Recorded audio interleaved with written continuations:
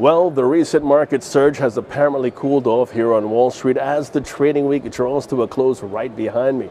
The post-election rally has lost some steam as investors are looking to see if the recent rally has merit after pharma continued to get hammered following the appointment of vaccine skeptic Robert F. Kennedy Jr.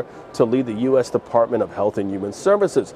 And then there was the Federal Reserve, who said on Thursday that the central bank was not in a hurry to cut interest rates. The major averages were coasting on the post-election rally since President-elect Donald Trump's victory at the polls.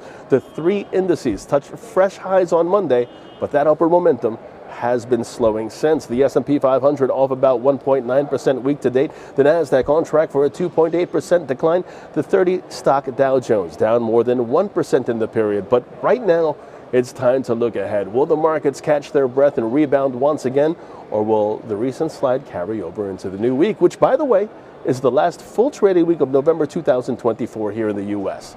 So let's now take a look. I will likely move the markets in the full week ahead. Monday sees most focused on the G20 meeting in Europe, so it's on Tuesday when the action picks up, and it picks up in the European Union with harmonized consumer prices due out.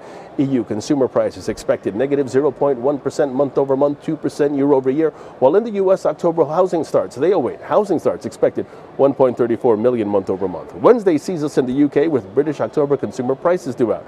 Expectations 2.2% year over year. And then on Thursday, it's all about U.S. data. We start with the weekly jobless claims numbers, while focus will then be on the October existing home sales figures, that of which are expected 3.88 million month over month. And we end the week on a busy note. First in Germany, third quarter GDP awaits. German third quarter GDP expected 0.2% quarter over quarter, negative 0.2% year over year. And then in the United Kingdom, October retail sales figures, they are due out. A report that's penciled in at negative 0.3% month over month, 3.4% year over year. While in the U.S., November Michigan consumer sentiment, that's due out. Expectations calling for a read of 73. Meanwhile, keep an eye on more geopolitical updates, which have been the major market movers as of late, heading into the 2024 holiday season. Yes, it's almost amongst us. And until next week, live from the New York Stock Exchange, I'm James Swinney, reporting for ICM.